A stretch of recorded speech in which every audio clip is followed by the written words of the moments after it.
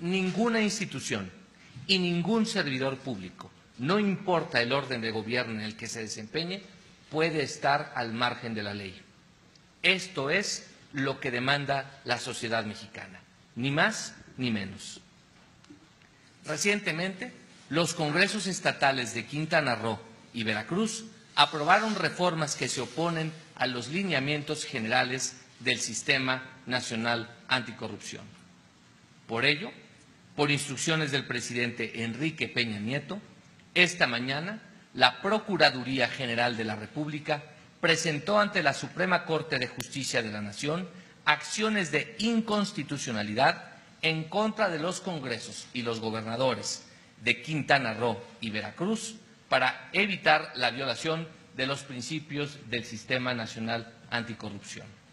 Cedo la palabra al licenciado Salvador Sandoval Silva, subprocurador jurídico y de Asuntos Internacionales de la Procuraduría General de la República, para que nos explique el alcance de la acción de inconstitucionalidad.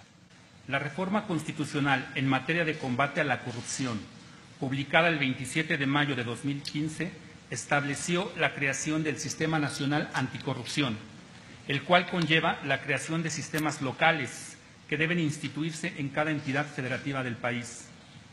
Un Sistema Nacional Anticorrupción que permita abatir la corrupción requiere homogeneidad, coordinación y un pulso adecuado.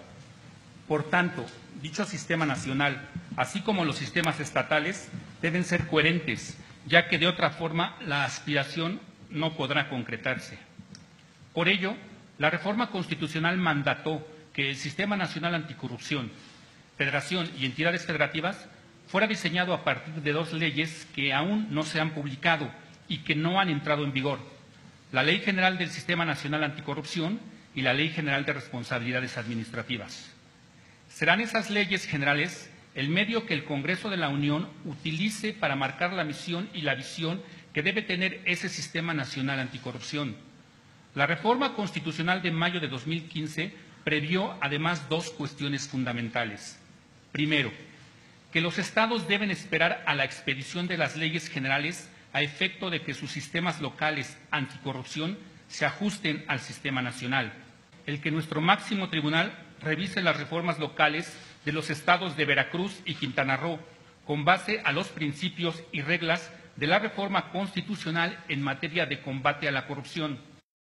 Dichas acciones tienen sustento en lo previsto por el artículo 105, fracción 2, inciso C de la Constitución Política de los Estados Unidos Mexicanos. Resulta conveniente que la Suprema Corte de Justicia de la Nación analice tales reformas, toda vez que ante la falta de competencia de los congresos de las entidades federativas mencionadas, se generará, en perjuicio del propio Sistema Nacional Anticorrupción, una inseguridad jurídica que pondría en duda las reglas de dicho sistema. Lo que en esencia se ha solicitado en las acciones de inconstitucionalidad es que la Suprema Corte de Justicia de la Nación advierta que las entidades federativas mencionadas carecen de facultades para crear sus sistemas locales anticorrupción sin que se hayan publicado las leyes generales correspondientes y, lo que es más, que se advierta que no pueden hacer nombramientos de funcionarios en dichas materias. De subsistir los decretos que hemos impugnado a través de las acciones de inconstitucionalidad, los actos emanados de ellas adolecerían de vicios de inconstitucionalidad, pues serían emitidos con base en normas jurídicas que carecen de sustento constitucional, tales como los nombramientos de los Contralores Generales de los Estados, de fiscales especializados en combate a la corrupción, así como de los magistrados en materia anticorrupción en dichas entidades federativas. La creación de Fiscalía Especializada en Combate a la Corrupción dependiente de la Fiscalía General del Estado de Veracruz. La designación que realice el fiscal especializado en combate a la corrupción de los fiscales, peritos, policías y demás personal que se requiera para cumplir con esas atribuciones. La creación ex profeso de la Sala Superior Especializada en Materia Anticorrupción, que dependerá del Tribunal de lo Contencioso Administrativo para dar cumplimiento a la legislación en materia anticorrupción. El deslinde de las responsabilidades administrativas de los servidores públicos y particulares vinculados con faltas graves, así como las sanciones que correspondan. Las resoluciones que condenen al pago de las indemnizaciones y sanciones que deriven de los daños y perjuicios que afecten la hacienda pública estatal. Las sanciones a las personas físicas que actúen a nombre o representación de una persona moral y en beneficio de ella, así como la suspensión de las actividades, disolución o intervención de la persona moral, cuando se trate de faltas administrativas graves, entre otras.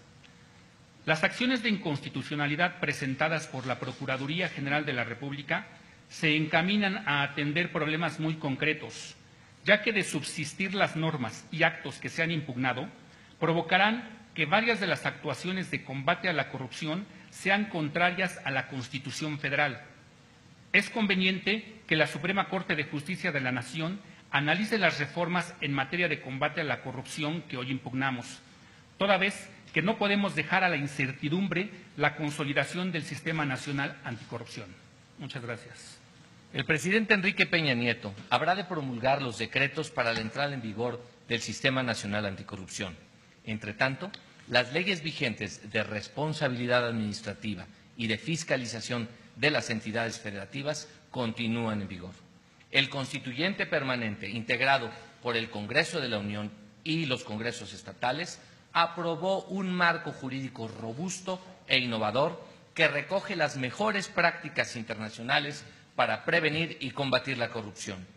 Uno de los propósitos del Sistema Nacional Anticorrupción es que no haya cabida para legislaciones locales a modo.